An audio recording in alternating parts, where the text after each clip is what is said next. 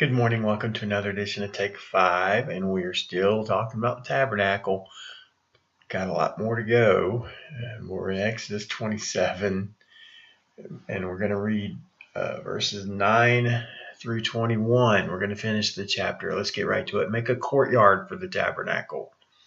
Okay, so this is the outer part of it here.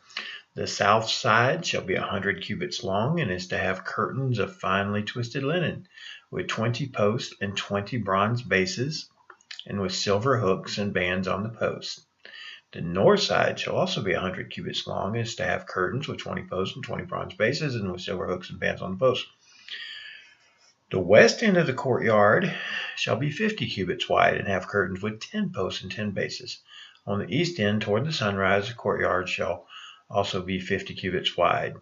Curtains 15 cubits long are to be on one side of the entrance with 3 posts and 3 bases, and curtains 15 cubits long are to be on the other side with 3 posts and 3 bases. So what you got here is a rectangle, right? You've got it figured out here, don't you? For the entrance to the courtyard, provide a curtain 20 cubits long of blue, purple, and scarlet yarn and finely twisted linen. See, I could give you a homework assignment and just tell you to draw this picture. You can look up the picture and see, but you will see that it's a rectangle. And now you kind of understand why you study math and geometry and stuff. These things come into play in real life. And here you go. Here.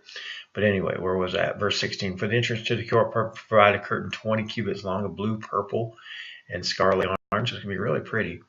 And finally, twisted linen, the work of an embroiderer. All right, they want it looking really good here. With 4 posts and 4 bases. Okay, now you think about it. If it had 3 on one side, 3 on one side, and then the entrance is 4, okay, that's 10, isn't it? Which is exactly the same as the other side. That's how you know it's a rectangle. See, even with the entrance, the door, so to speak. So anyway, I don't know if you understood that, but you keep reading it and you'll get it. All the posts around the courtyard are to have silver bands and hooks and bronze bases. All right, he just said that. He's just repeating it. The courtyard shall be 100 cubits long and 50 cubits wide. See, I told you it's a rectangle.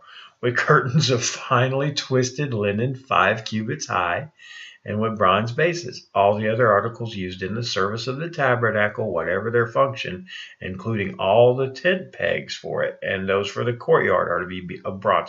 Bronze was a really high quality metal back then. They weren't fooling around with plastic or anything like that. They want this thing to be really sturdy and good quality. Verse 20, command the Israelites to bring you, and pretty too, because if you make them all of the same material, it'll look nice.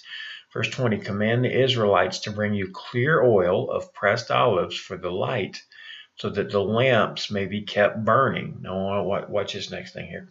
In the tent of meeting outside the curtain that shields the ark of the covenant law, Aaron and his sons are to keep the lamps burning before the Lord from evening till morning. This is to be a lasting ordinance among the Israelites for the generations to come. And let me tell you why that is. Okay, the lamps represent the presence of God. If you remember, Jesus said, you are the light of the world. All right, so not whenever, but most of the time when you see the Bible talk about lamps, it's talking about the presence of God. God is light. And so the point, he wants to make this point. They've got this tent of meeting before you get into the tabernacle. Okay, in that tent, they're going to have the lamps burning, or maybe right outside the tent. But the lamps are going to be burning evening till morning. Okay, so you got the sunshine during the day, but then when it gets dark, they keep the lamps burning. In other words, God's always with us, whether it's daytime or nighttime. That's the point there. All right, and so they could still see the tabernacle. They want to be able to light up the tabernacle. It's on the outside of it, but they want to be able to see it, so they can always look toward it and realize God's in that tabernacle. Now for us, the similar thing, the most similar symbol, I guess, would be the cross. And we can always look toward the cross, even though we don't physically have a cross. But just remember, God's always with you. That will be my point today, a little practical lesson here. God's always with you. He's with you in the daytime, and when that sun goes down, he's with you at night too. All right, and he loves you, and his presence is in you, because of his Holy Spirit that came in you when you got baptized. Hey, thank you so much for watching. We're going to be in Exodus 28 verse 1 tomorrow, still dealing with the tabernacle. And I know it's been, it takes a while, but God gives a lot of attention to detail, doesn't he? Hey, I'm trying to find where to turn this thing off. All right, there we go. See you on the next edition of Take 5.